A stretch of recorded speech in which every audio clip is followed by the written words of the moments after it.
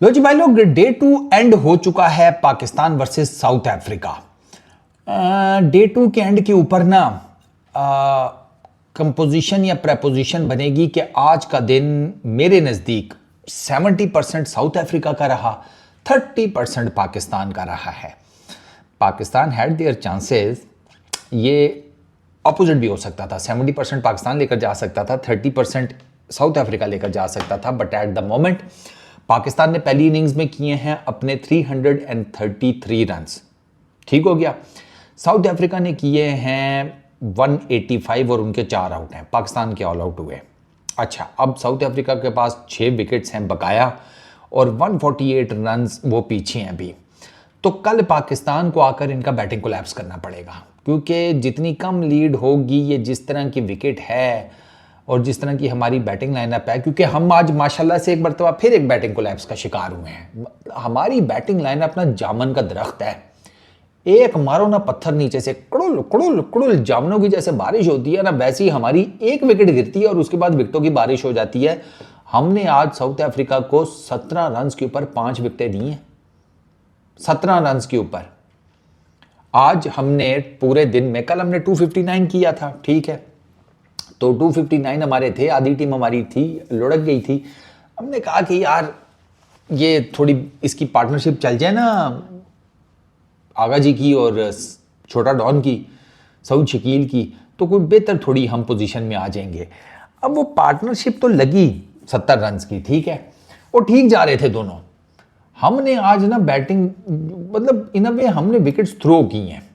हमारी जो विकेट गिरी है ना छठी, वो गिरी है 316 पे, 17 रन बाद 333 पे हम निबड़ गए।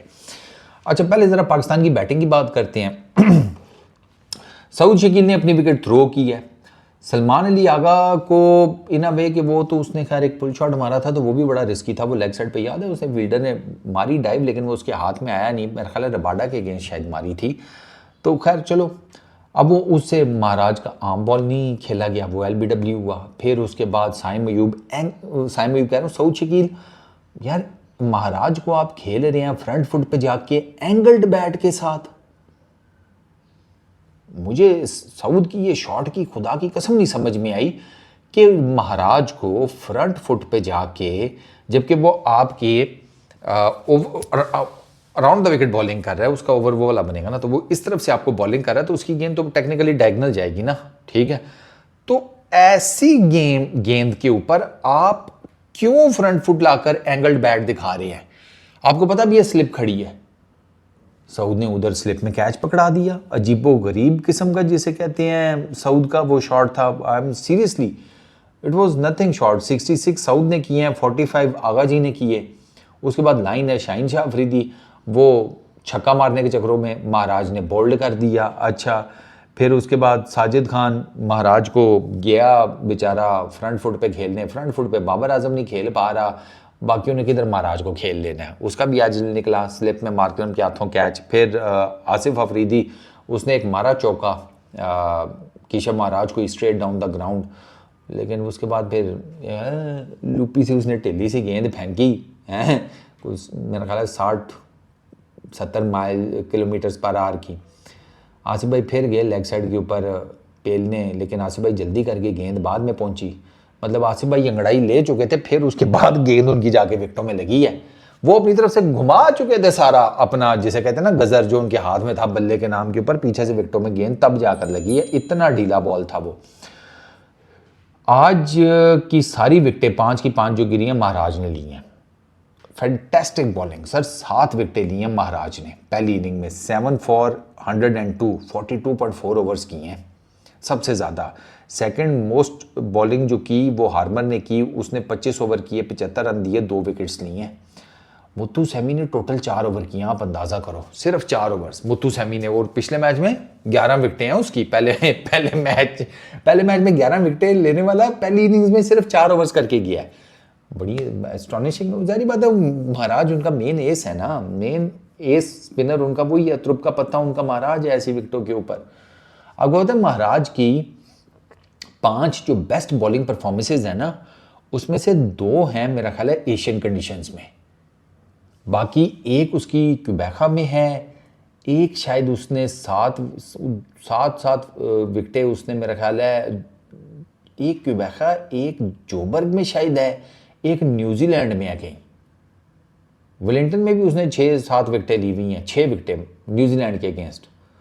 तो वो अब आप देख लें कि वो उस तरह की विकेटों के ऊपर भी जो कि स्पिन फ्रेंडली नहीं होती, वो वहाँ पर भी गेम डाल जाता है। तो ये तो उसके लिए आइडियल सरफेस थी। और अभी मैं बताऊँ आपको, लाहौर वाले टेस्ट में तो ये पता नहीं हमारे साथ क्या करता। ये जिस किस्म का ये बॉलर है आपने देख ही लिया है, एक्सपीरियंस की मार मारता है, वेरिएशंस की, राउंड आर्म गेंद, आर्म बॉल, ठीक है, तेज़ भी फेंकता है बीच में, स्पेस, ओ भाई he has so much variations. इसी वजह से तो उसने हमें पकड़ लिया। बट खैर मुझे लगता है कि पाकिस्तान कम अज़ कम 20-30 रन शॉट है, 350 प्लस कर जाते हैं ना, तो एक ज़रा साइकोलॉजिकल आपके पास एज आ जाता है। खैर हम नहीं कर सके, चलो जी वो हो गया। अब साउथ अफ्रीका की बैटिंग स्टार्ट होती है। साउथ अफ्रीका की बैटिंग में जनाब शाहीन ने नए बॉल से बहुत आला स्पेल किया। उसको कप्तानी मिली है ना, उसका मेरा ख्याल है जिगर गुर्दा जो है ना वो फूल गया, खून नया पंप हुआ है उसके अंदर। उसने नए गेंद से बहुत ज़बरदस्त बॉलिंग की, मार्करम को भी उसने फंसा के रखा। एक LBW का शाउट हुआ मार्करम के अगेंस्ट, वो जिसे कहते हैं, if I am not wrong, वो अंपायर्स कॉल हो गई थी शायद, आई थिंक सो। मार्करम के अगेंस्ट उसने एक LBW की अपील की थी, मार्करम उस पर बच गया, लेकिन रिकल्टन को वो फिर, क्योंकि नया गेंद था तो शाहीन का गेंद थोड़ा मूव कर रहा था, तो वो जिसे कहते हैं कि रिकल्टन को उसने बड़ा प्यारा गेंद बाहर निकाला, वो डिफेंड करने गया लेकिन आउटसाइड एज लगा, कॉर्ड बिहाइंड हो गया। तो शाहीन का जो ओपनिंग स्पेल था ना विद द न्यू बॉल, बहुत ज़बरदस्त था, जिसे कहते हैं कि उसने ना मज़ा कराया है अपने उस स्पेल में। अच्छा, उसके बाद फिर जारी बात है हमारे पास पेस बॉलर एक ही है, तो साथ में हमारे स्पिनर्स लग गए। अच्छा, एक हमने इसको जल्दी आउट कर लिया रिकल्टन को, उसके बाद मार्करम भी हम कंपैरेटिवली जल्दी आउट कर गए। मार्करम जो है उसने 32 रन किए, वो ठीक खेल रहा था, लेकिन उसके वो जिसे कहते हैं लंच के बाद ना उसने साजिद भाई को ज़रा लपेटा मारने की कोशिश की लॉन्ग ऑन के ऊपर से। वो गेंद पूरी, हालांकि साजिद भाई ने थोड़ा गेंद आगे किया था, लेकिन इसका शॉट पूरा लगा नहीं। इसका ज़रा समझे कि बल्ले का ना अंदर वाला हिस्सा लगा, तो गेंद इसकी ऊपर चढ़ गई और साउथ शकील ने कैच पकड़ लिया, वरना खेल मार्करम भी ठीक रहा था। विकेट आज भी ना इनिशियली इतनी ज़्यादा बॉलर्स फ्रेंडली नहीं थी, इन टर्म्स ऑफ स्पिन की मैं बात कर रहा हूँ। तभी तो आप देख लें मार्करम 32 कर गया है, 14 रिकल्टन ने किए, उसके बाद 113 रन की पार्टनरशिप लग गई तीसरी विकेट की। ये पार्टनरशिप ना लगती, ये पार्टनरशिप आपने लगने ही नहीं देनी थी। अगर आप थोड़े से ना ज़रा, ये हमारे रिजी भाई जो हैं उनको मेरा ख्याल है दुख लगा हुआ है कप्तानी के जाने का, ठीक है। आसिफ अफरीदी ने गेंद किया है जॉर्जी को, लाइन में पिच होता है सर, गेंद बहुत ज़्यादा स्पिन नहीं होता, हल्का सा तिरछा जाकर गेंद उसके बैक पैड पे लगता है, वो बैक फुट पे खेल रहा है, ठीक है। शॉर्ट लेग की तरफ कैच जाता है, पाकिस्तान की टीम सारी कैच में फंस गई। LBW का किसी के जेन में नहीं रहा, प्लम आउट था, प्लम। आसिफ अफरीदी का मेरा ख्याल है कोई शुरू का ही कोई ओवर था, ये मुझे एग्जैक्टली याद नहीं, लेकिन शुरू के कुछ ओवर्स में ये उसके गेम डली है। अब आसिफ अफरीदी को आप इन अ वे कि उतना ज़्यादा क्रिटिसाइज कर नहीं सकते, हालांकि बनता उसका भी था यार, उसने बहुत फर्स्ट क्लास क्रिकेट खेली है। आसिफ भाई को भी पता होना चाहिए था कि यार ये बड़ी पक्की LBW की अपील है, लेकिन वो बस अनफॉर्चुनेटली हमारी वो जो अपील है वो हमने की नहीं, हम कॉर्ड कैच के चक्कर में पड़े रहे, LBW की तरफ गया ही नहीं। एक हमने वो चांस मिस किया और उस चांस की बदौलत हमें पड़ी क्या, जॉर्जी की 50।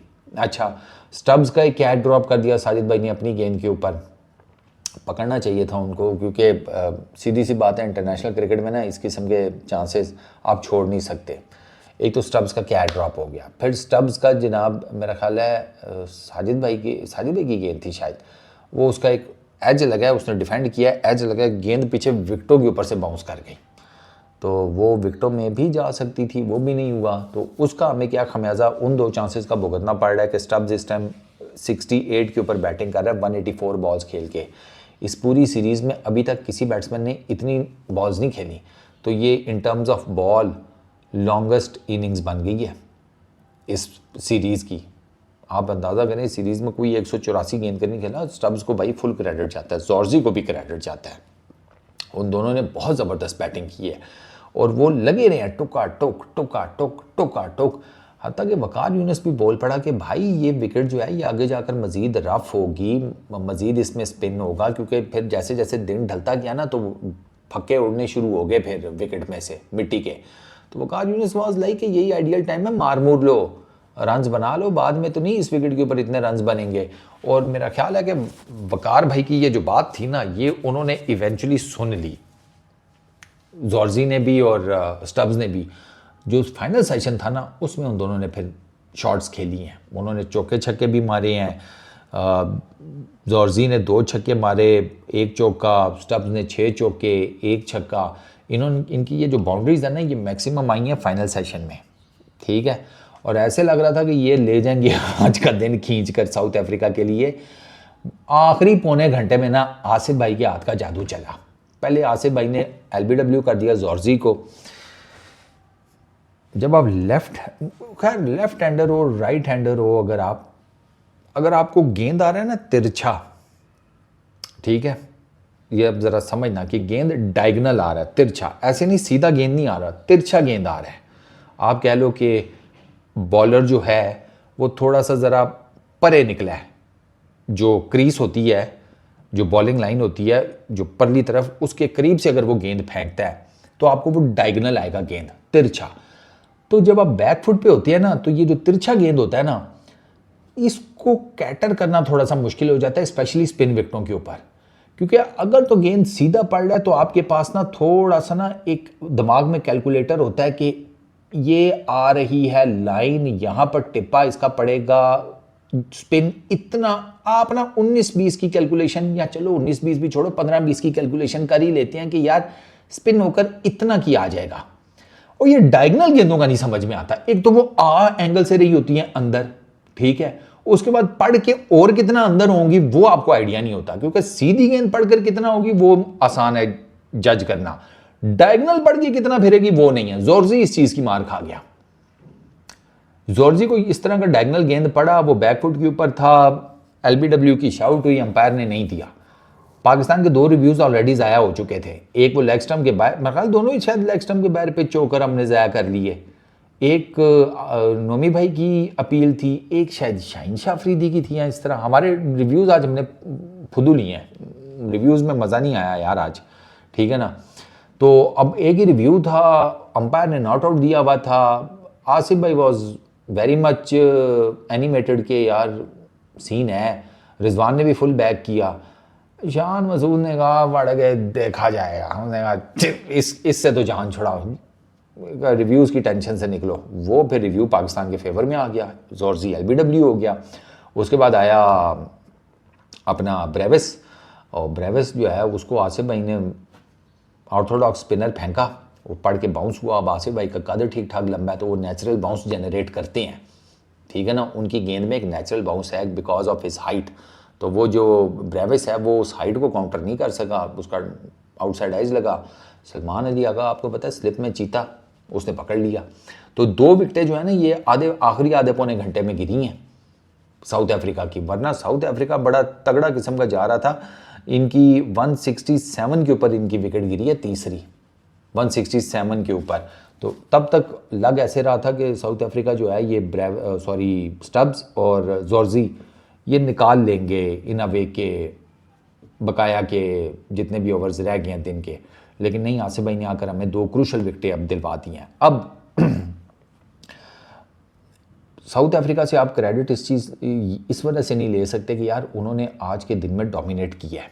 पहले उन्होंने विद द बॉल किया, सर उन्होंने आपको ज़्यादा रन्स नहीं बनाने दिए। आपने कल 259 में सिर्फ 74 रन ऐड किए हैं और आप 300 प्लस करके। अब अगर वो एक तो वो पार्टनरशिप आपकी ना लगती, अच्छा चलो वो पार्टनरशिप चल भी रही थी, तो उसमें फिर जब जैसे ही साउथ अफ्रीका को मौका मिला उन्होंने आपको 17 रन के ऊपर उन्होंने आपको निबेड़ दिया, तो ये एज उनको जाता है, यहाँ पे उनको क्रेडिट देना बनता है। दूसरी चीज़ ये कि डिस्पाइट 2 विकेटें उनकी कंपैरेटिवली जल्दी गिरी हैं, मतलब 54 के ऊपर उनकी 2 विकेटें गिर गई थी, तो स्टब्स और जॉर्जी दे मेड श्योर कि अब विकेट नहीं गिरने देनी, और उन लोगों ने बहुत ज़बरदस्त खेला है यार। वही स्वीप, वही बैकफुट की गेम, ठीक है, और चूँकि गेंद इतना ज़्यादा स्पिन नहीं हो रहा था, ये आप कह लें कि डे एंड के ऊपर ना थोड़ा गेंद ऑन एवरेज ज़रा थोड़ा सा ज़्यादा स्पिन होता हुआ नज़र आया, वरना ओवरऑल पूरे दिन में इतना ज़्यादा गेंद स्पिन होता हुआ नहीं नज़र आया। तो दे मेड श्योर कि भाई सेटल हो जाओ, लंबी बारी खेलनी है। और उन दोनों ने तो अपनी तरफ से लंबी बारी प्लान की भी थी, लेकिन मैंने आपको बताया कि जैसे डे एंड के ऊपर थोड़ा गेंद ज़रा ज़्यादा स्पिन करना शुरू हुआ ना, तो उसकी वजह से फिर उनको प्रॉब्लम आई है। साउथ अफ्रीका की 2 विकेटें गिरी हैं। अब एट द मोमेंट पाकिस्तान को कल इनको कोलैप्स करना पड़ेगा, 148 में से maximum run as a lead निकाल लें। मुझे ऑनेस्टली स्पीकिंग जिस तरह की महाराज ने पहली इनिंग्स में बॉलिंग की है, वो सेकंड इनिंग्स में ज़्यादा डेंजरस होगा, वो ज़्यादा ख़तरनाक होगा। आप देखिएगा उसका स्पिन भी ज़्यादा होगा, उसकी वेरिएशंस भी ज़्यादा लीथल होंगी, उसकी पेस वेरिएशन भी बहुत लीथल होगी। वो डिफरेंट एंगल्स के साथ इनको बॉल मारेगा, ये मुश्किल हो जाएगा इनके लिए। तो पहली इनिंग में जितनी लीड संभेड़ सकती है पाकिस्तान को ले लेनी चाहिए। तो कल पाकिस्तान को इनको पकड़ना पड़ेगा, क्योंकि वरेन अभी क्रीज के ऊपर नया है। स्टब्स वो ठीक खेल रहा है, उसने काफ़ी सारी गेंदें भी खेल ली हैं, वो तगड़ा चल रहा है। ठीक है, आपको इनको आउट करना पड़ेगा, क्योंकि पीछे वो टुल्ले भी मारने वाले हैं ना। जॉनसन ठीक ठाक हिटिंग कर लेता है, रबाडा भी हिटिंग कर लेता है, मुथु सैमी, ये सारे थोड़ी बहुत ही बैटिंग दे ऑल नो। तो आपको इन सबको जितनी जल्दी आप गिरा सकते हैं आपको गिराना होगा, ताकि आपको मैक्सिमम लीड मिले, ताकि अगर आपका बैटिंग कोलैप्स होता है सेकंड इनिंग्स में, तो आपके पास फिर भी थोड़े बहुत वही लाहौर वाला सीन है कि आपने किए तो 167 ही थे, लेकिन वो पहले रन्स की पहली इनिंग्स की लीड मिलाकर तो आप 270 प्लस का टारगेट देने में कामयाब हो गए थे। तो यही चक्कर पाकिस्तान को हो सकता है फेस करना पड़ जाए सेकंड इनिंग्स में। तो फॉर दैट बैटिंग कोलैप्स अगर हो जाता है, तो फिर उस कोलैप्स में आपने जितने रन्स बनाए हैं प्लस पहली इनिंग्स की लीड बहुत ज़्यादा मैटर करेगी, बहुत ज़्यादा। अच्छा, पाकिस्तान की बॉलिंग की अगर बात की जाए, शाहीन ने 15 ओवर किए हैं सर, 21 ओवर नुमान भाई ने किए हैं, 15 आसिफ भाई ने और साजिद भाई ने 14। तो मेन हमारे 4 बॉलर्स के साथ हमने ऑपरेट किया है। तो के बीच में आई थॉट कि इनको सलमान अली आगा को ज़रा चांस देना चाहिए था। यू नेवर नो, वो एक थोड़ा सा डिफरेंट किस्म का बॉलर आता है ना तो कभी कभार वो गेम डिफरेंट भी हो जाती है। जैसे सलमान अली आगा पिछले मैच में भी विकेटें निकाल गया था ना क्रूशल, तो देना चाहिए था chance. I don't know why, क्यों नहीं दिया, बट बनता था चांस। आई फील के चांस बनता था सलमान अली आगा का, बीच में उसका हाथ सीधा करवाना चाहिए था। 2 विकेटें सर आसिफ अफरीदी ने ली हैं, एक शाहीन ने ली है, एक साजिद खान ने ली है। तो अब कल का दिन काफ़ी क्रूशल है। कल का पहला सेशन दोनों टीम्स के लिए बहुत क्रूशल है, बहुत क्रूशल। पाकिस्तान पूरी कोशिश करेगा नबेड़े, और साउथ अफ्रीका पूरी कोशिश करेगा कि टुक टुक कर लेंगे, विकटें नहीं देनी। विकटें दी तो फिर प्रॉब्लम हो जाएगी। और वो अब मेरा ख्याल है जिस टेक्निक के साथ उन्होंने आज बैटिंग की है ना, कल शायद साउथ अफ्रीका थोड़ी सी अपनी टेक्निक चेंज करे। फॉर एग्जांपल स्टब्स आज बहुत विकेट से निकल कर खेला है, उसने गेंद को स्पिन ही नहीं होने दिया। उसने फ्रंट फुट का बहुत कमाल इस्तेमाल किया, मतलब डाउन द ट्रैक जाके आप गेंद फेंकते थे, वो डाउन द ट्रैक जाके सिंगल डबल या बड़ा शॉट मार देता था। जोर्जी की तो वैसे ही बैक फुट की गेम बड़ी ज़बरदस्त है। तो इन दोनों ने ना हमारे स्पिनर्स को उस तरीके से जमने ही नहीं दिया, और फिर वो जो हमारे चांसेस हमारे अगेंस्ट चले गए वो भी है, फिर रिव्यूज़ हमारे ख़िलाफ़ चले गए वो भी है। तो ओवरऑल पाकिस्तान का ना आज इतना ख़ास कोई दिन नहीं था मेरे नज़दीक। साउथ अफ्रीका ने ज़्यादा बेहतर डोमिनेट किया है। अब लेट्स होप तीसरे दिन पाकिस्तान की कहानी पहले सेशन में ज़्यादा बेहतर हो जाए, क्योंकि फिर मैं बात वही करूँगा, जितने नंबर ऑफ़ रन्स आपकी लीड होगी ना, उतना आप ज़्यादा स्ट्रॉन्ग रहेंगे इस मैच में। मैं पाकिस्तान की बात कर रहा हूँ, और अगर साउथ अफ्रीका ये लीड उतार गया, फिर साउथ अफ्रीका का भी बड़ा ठीक ठाक किस्म का चांस है इस टेस्ट मैच को जीतने का। इस वीडियो में इतने ही। अपना बहुत ख्याल रखना भाई लोग, नेक्स्ट वीडियो में मुलाकात होगी। Peace out.